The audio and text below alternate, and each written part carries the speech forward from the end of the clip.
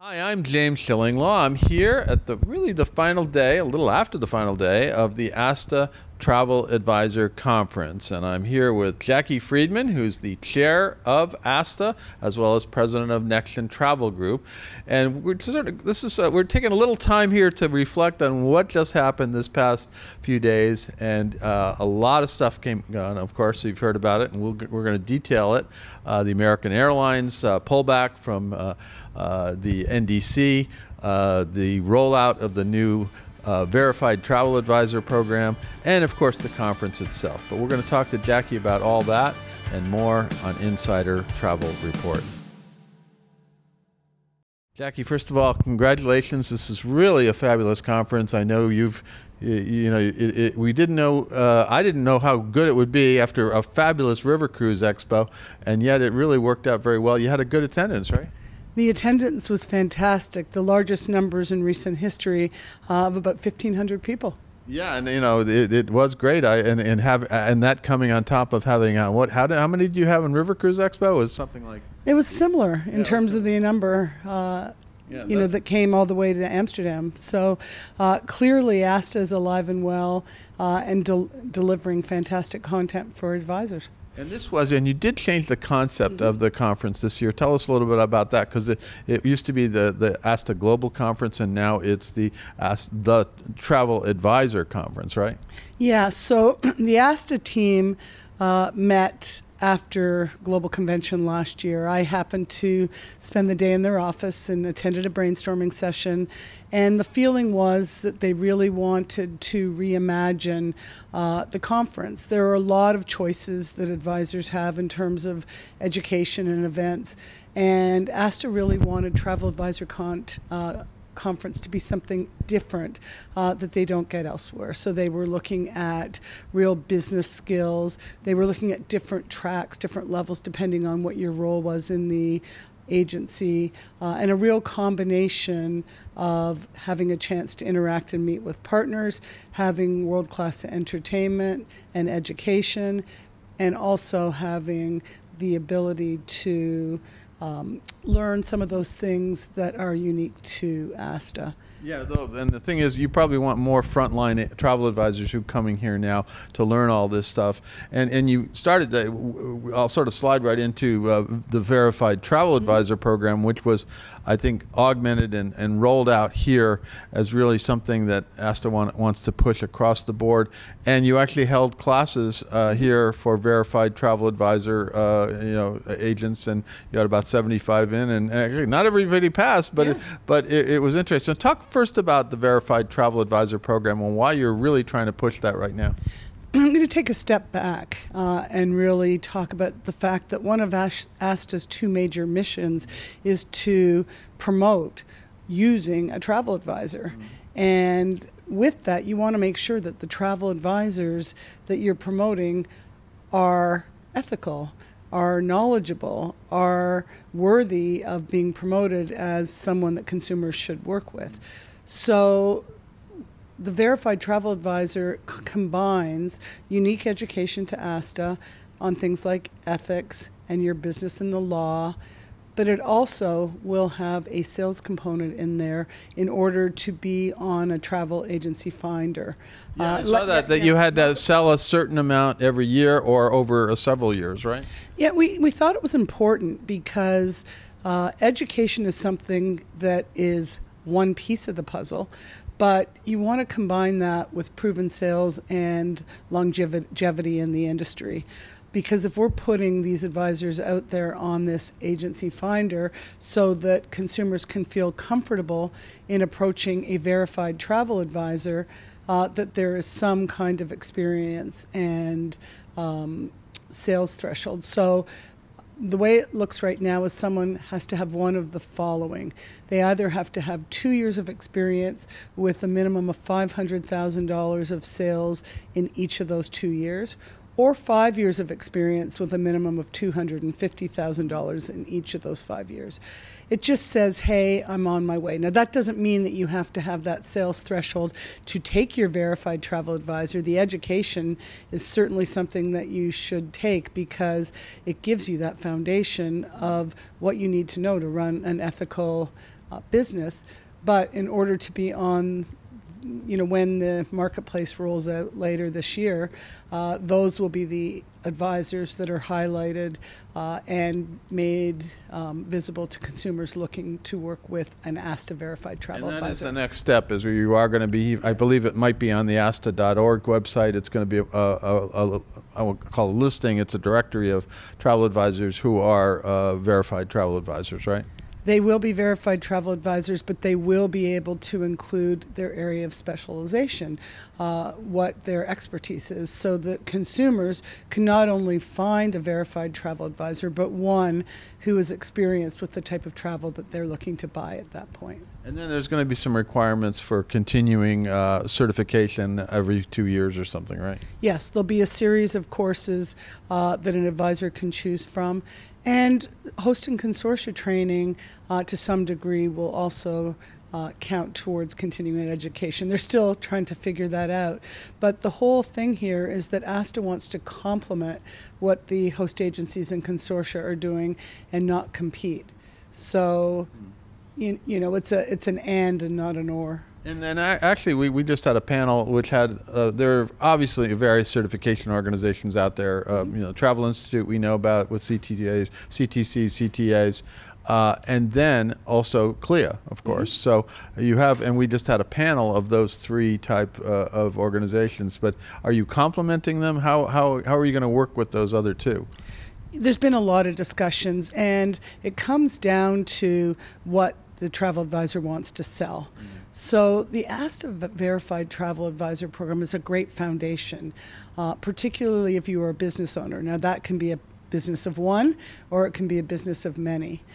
But then depending on what you want to sell, if you're new to the industry, Travel Institute has some great training as well. Their trip kit. CLIA, if you're selling cruises. Sure. You have, different levels of certification. So I think it's important that you kind of take a look and see what is right for you. There is no one right answer, but, Charlie Sylvia from CLIA said it really well, that the certification is just the beginning, but it's how you promote the value of that certification to your clients and why it makes a difference for them that really counts. But I'm kind of uniquely positioned. I'm the chair of the board of ASTA. I'm also on the Travel Institute Board of Trustees. And so you see all of it. I see all of it. Because some people say you're trying to replace CLIA, you're trying to replace Travel Institute, but that's not the case, right? It's not the case at all. And again, I think what I'm really liking with many of these travel certifications is that they do have an experiential and sales component that's starting to come to them. Like CLIA, a lot of their certifications, you have to inspect a certain number of ships, you have to sell a certain number of cruises. And to me, I think that is important because there are a lot of, I'll call them education junkies out there, but travel advisors that take a lot of training, and I think that's great. But on its own, that doesn't really make me an established and experienced and credible travel advisor. I need to have that experience of selling and seeing the products. So you got to have some evidence that you can sell. So that's the thing. And of course, right now, I think, go back to VTA, you have roughly, I think, about 1,500 VTAs and maybe another 24 that just passed here. What's your goal in terms of how many VTAs do you want to? Because, and I think I asked Zane Kirby, your president and CEO, he said, we don't really have a goal. We don't want to make this something that you can't join ASTA if you don't have a VTA, but obviously you want a lot more VTAs within ASTA, right? Yeah, well, we really believe that this marketplace platform and the work that ASTA is going to do to promote the value of working with a verified travel advisor to be a great motivator for advisors to say, I want to be part of that. One of the biggest challenges that a lot of advisors say that they have is finding the right new clients. And this is just a great way of taking advantage of the voice of ASTA and selling the value of a travel advisor and applying that to your own business. Well, and as we said, we came into this conference thinking VTA would be kind of the big announcement, I think, because of you're really going to emphasize that a lot more. Of course, something happened. It did. The very first day of the conference, despite the rain and the, I don't know, tornadoes. You live in Dallas. What's with that? You know. I know. Well, it hit with a storm, but just taking it back a little bit, ASTA is certainly there to help our advisors with issues that are important to their business. And, American Airlines, when they announced rolling out NDC, we've known it's been coming for years, but there's a lot of technology and systems and processes that had to be in place, and it happened very quickly, and it represented a tremendous challenge for our advisors because so many systems and companies weren't ready yet. And so it was probably the number one issue. And, advisors and agencies look to ASTA to solve the problem for them. And all we can control is the effort. We can't always control the outcome. We're going to win some and we're going to lose some. So it was a real David and Goliath battle, I like to call it, where ASTA was David and American Airlines was Goliath. But what we did is we showed the power of advocacy.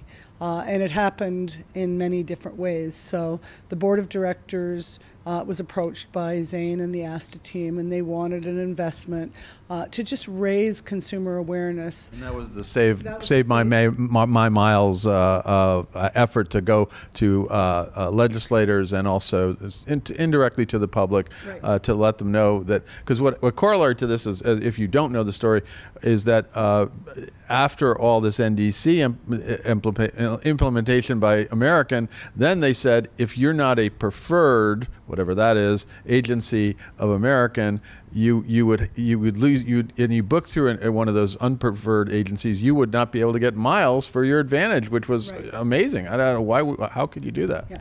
I mean, hindsight's they say hindsight is 20/20, but all of a sudden then it became a consumer issue. Yeah.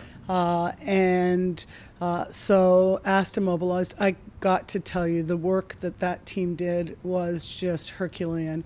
And they came to the board of directors. They said, we believe that with an investment, we can raise awareness, we can get more people reaching out. And the outreach was we've never seen anything like it. There are about 10,000 letters that came in from travel advisors and also from their consumers. Right. And it was definitely instrumental in the overall decision, but it just shows the power of ASTA and the power of grassroots advocacy, because there was no one thing that resulted in that victory, which was a pretty big victory. It was a number of different things, but it really showed the power. And it was very interesting. Last night we had the advocacy dinner, right, and at that advocacy dinner, we raised funds for ASTA PAC and for the advocacy fund. Well over your goal. I think it was over $500,000, right? $500,000 just last night was generated because people understood the importance of our trade association, right, and the power that collectively we can do, and the power that their voice could have in the overall victory here. So it's something we certainly all celebrated.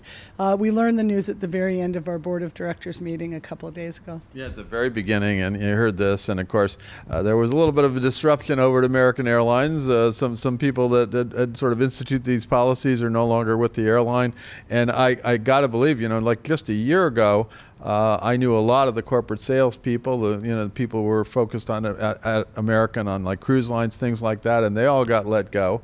And then, of course, they had this strategy, and it apparently didn't work. And that, combined with your lobbying, turned the tide, and you have a pretty major victory for travel advisors and the traveling public, right? Yeah. I mean, true. I mean, NDC is going to happen, and it's not a bad thing. It just has to be done, in a way that the systems can keep up. But, this doesn't mean that new distribution capability isn't going to happen. No, it's it's going to happen. Even Zane said we know it's going to happen, but it's got to happen in a logical and framework. And I mean, I just had an interview up last week with the ARC working group that's trying to develop the systems, and they said, by the end of the year, early next year, we are going to see a functional NDC where you're going to have access to the fares, and other problems, like refunds and everything else are all going to be really something that's going to be solved. So here we are, but I got to tell you, congratulations, because that was one of the more joyous ASTA, something that happened at the very beginning of one of these conferences. At the very end of the River conference, we had heard about the Advantage program, and I remember I was on the River ship with Zane, and I actually did an interview with him. That was the beginning, trying to mobilize travel advisors to write their congressman and try to get this going. So sometimes it just takes a really relevant example for people to understand the power and the value, of a trade association. But, the fact that we had record number of advisors here, that we've had basically 3 sellout events, 4 sold-out events in a row. And you got one coming up. The next River Cruise Conference is already sold out, unless you can find some more ships, right? Yeah. And the Caribbean Showcase sold out in 48 hours as well. So, advisors are certainly seeing the benefit, but now they're starting to see the other side of ASTA, which was a little bit more of an unknown to them in terms of what advocacy can look like and what it means for them. Because I think this is something that so many travel agencies and advisors related to, because they would have been impacted if their customers could not have earned miles or loyalty. That's a huge thing. If they can't get miles, then they're going to be upset, and they can't use the travel agency they like to book, which is I thought it was really pretty outrageous, to be honest with you. Whoever decided on that one, maybe he's not there anymore. But it was an interesting thing that they did. Now, the fight's not over. You got other issues coming up. Sure do. ASTA Ledge Day will be later this year. We still have these the DOT rules, one of which is impacting you. I mean, they're good rules for consumers, as we know, but one of the rules is on refunds and on basically mandating almost that travel advisors, travel agencies, be responsible sometimes for those refunds, in which case they don't even have the money, right? So this is something, it was kind of a glitch in the rule and also in the FAA reauthorization that you got to try to get changed, right? Yeah, I mean, the reality is that most transactions in terms of issuing airline tickets that travel agencies do, they are not the merchant of record. Right. Meaning, if I'm booking in a booking engine or a GDS and I put in a customer's credit card, the airline is the merchant of record. The airline will issue a refund if it is warranted back to the client. It is cases where agencies may issue group tickets where they may collect money from a company and then pay the airline through a cash transaction, or if they're packaging air in with other products, cruise lines, tour operators bundle, they're impacted in a big way because they are the merchant of record. So there are good things and there are bad things. So the good thing is that there are consumer protections where if a delay is 3 hours or more on a domestic flight, 6 hours or more on an international flight, and if the client refuses or is not offered a suitable replacement, they can cancel and get a full refund. So the client will get that refund within 7 days if it's credit card and within 30 days if it's another form of payment. The issue is that if the travel agency was the merchant of record, they will be responsible for refunding the client, and then they will have to wait and get refunded by the airline. So they won't be out the money, but they may have to pay the client back before they get the money. Mm. But the reality is that most travel agencies are not the merchant of record in most of the airline tickets they issue. As long as you're using a customer's credit card to pay for the ticket, you will not be responsible for that refund. Well, so that's one of the issues that still is outstanding. But I got to tell you, overall, it's been a great week. You had a sold-out conference. You had introduced the new sort of form of VTA and got some acceptance on that and got people interested in it. And then, of course, the news about American Airlines, which kicked it all off. It was almost like the thunder and hurricanes that came in were the same kind of, it was almost a good thing because it was announcing a real change that was beneficial to you and your members, right? And yeah, now you're in this is going to be your second year as chair of ASTA, and you seem to be accomplishing a lot of the things you set out to do. You know, my goal coming into it was really three things: to acquire, engage, and retain. The acquisition is getting more and more people joining ASTA, and they're doing that, and they're doing that because of the quality of the events. Once they're a member, there are so many different ways of engaging, whether that's attending events, whether it's participating in grassroots advocacy, whether it's joining the local chapter system, which is phenomenal to connect, with your locals. That's critical so that they can then renew and stay and grow. One of the challenges that we have is that the American Airlines win, for example, benefits all travel agents selling airline tickets, whether they do it directly or through a partner, and not just ASTA members. But hopefully that will convince folks that we need to support our trade association, and we will get more people joining and more people engaging and more people renewing. The momentum is definitely swinging in our way, and the ASTA staff, led by Zane Kirby, has never been stronger.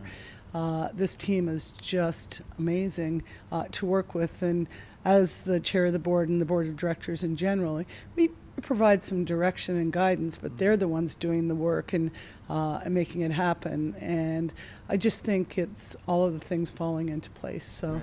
Is there anything else you want to tell? We have 125,000 travel advisors out there watching us and seeing what happened here. Anything else you want to say to them?